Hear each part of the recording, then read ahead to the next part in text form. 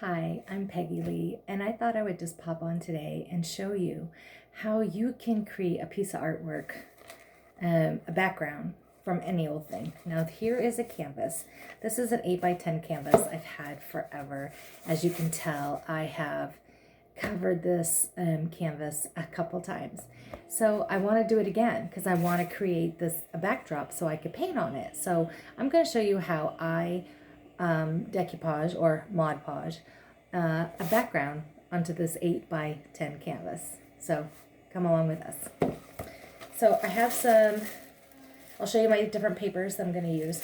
I have some old pattern paper from just an old pattern. I have some old vintage sheet music. I have some old dictionary paper, and I have a piece of paper that I even stamped on. That doesn't bother me. I'm going to use it as well. And then I have, beside me, I have a whole, I have old writing paper, I have scrapbook paper, I have a whole basket of papers sitting beside me. So we're going to get busy and we are going to create a background on this canvas so that we can use it as a painting or whatnot. And this is... Sorry about that. There we go. Sometimes it seals kind of hard. So we're going to take a paintbrush. I have one. This is a paintbrush that I use a lot for. It's basically what I use for gel medium.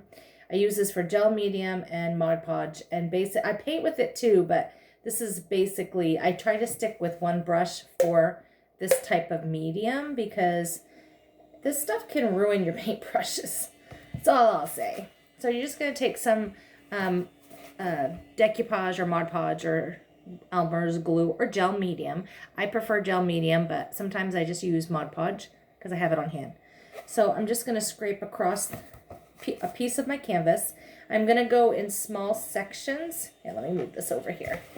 I'm going to go in small sections and just work a little by little.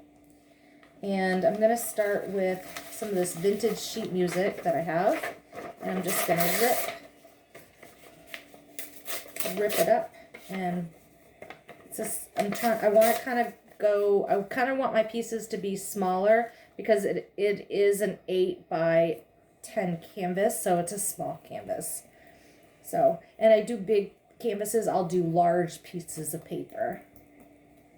So we're going to do that. We're just going to, and I'm just going to collage and just add a bunch of pieces here and there. And I'm going to overlap them as well. And so you put a layer of Mod Podge down or decoupage, your sealer down, and then you wipe over the top of it to get a good seal.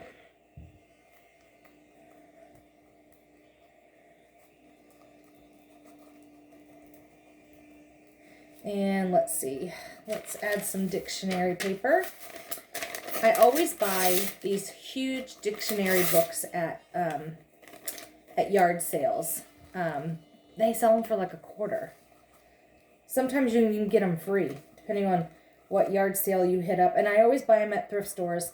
One of the thrift stores around us sells books for like $0.25 or 50 cents. And I'm always going in there and stocking up on my supply.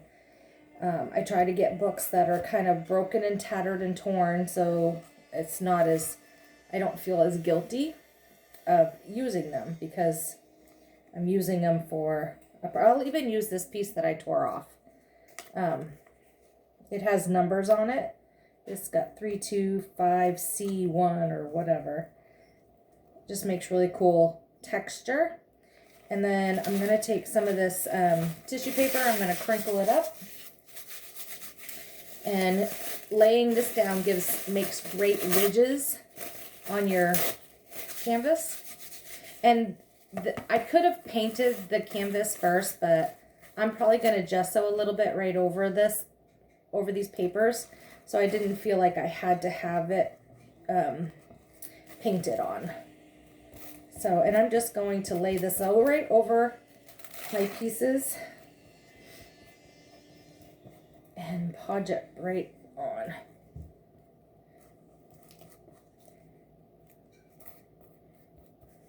And I don't care about the wrinkles. I actually, the more the wrinkles, the better for me. I like texture on my canvases. So,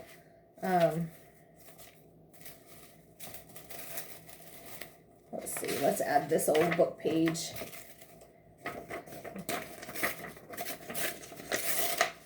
See, I love that. That is so pretty. It's a stamp. I actually stamped, on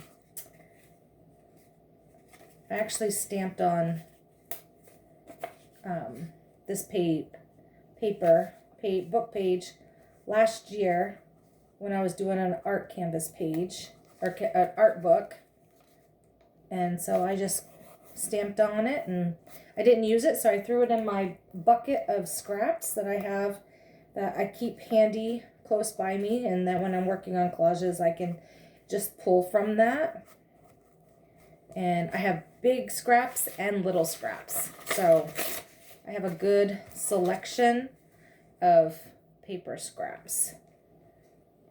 So even if it's the tiniest piece of paper, a lot of people throw them away. I don't. I save them, and I use those in my pieces of art. Like sometimes when I'll make jewelry, I'll make a piece of jewelry and I need like a little piece of fabric, like a little piece of fiber. I don't have to cut it into a whole big piece of fabric because I already have little pieces saved. And they make great art jewelry pieces. All right, we're almost done. This is what we've gotten so far. We're getting there. Let's see, let's add in, oh, here it is. Let's add in some of this schooled line paper. I'm even gonna wrinkle it because I like it to make it look even older and well loved.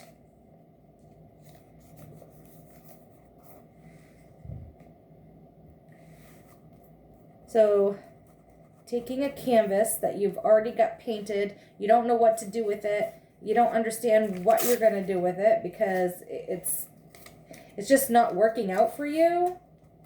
Throw a bunch of papers on the canvas just to give you texture for a background. Now this will probably all get covered up, and we probably won't even see any of this, but what I will do is I will, like this little piece over here, I'll make sure that you can see it through the paint, and probably this stamp over here, I'll make sure you can see it through the paint, and the sheet music.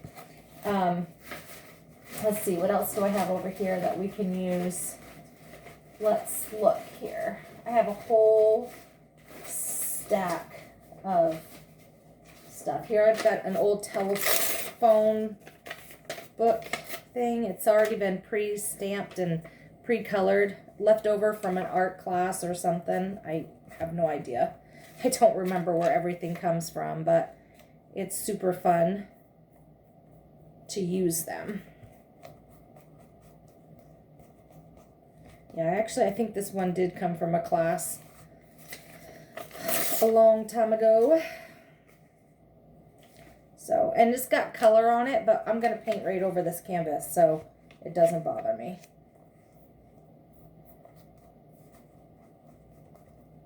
Telephone books. Does anyone use telephone books anymore? All right, we just need one more piece, I think. Let's see what we can find in my land of goodies here. Here's some blue. Let's add a little bit of blue in there. I think that's enough. Yeah. It's a little thicker scrapbook paper, but it will still work.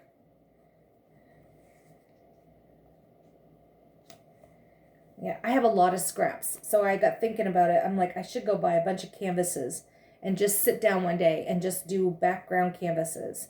Just add paper on all these backgrounds that I have and be good with it. So let me add a little bit up here. And you can even go right over the top of the canvas, like right here where it's folding over. Just run your glue right over it and it will get right down.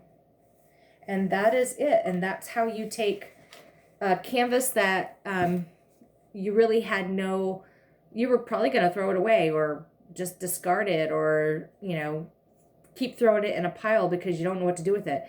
I sometimes repurpose my canvases, and this is one way I repurpose. I take them and I Mod Podge scraps of paper, vintage items. I've used vintage maps before.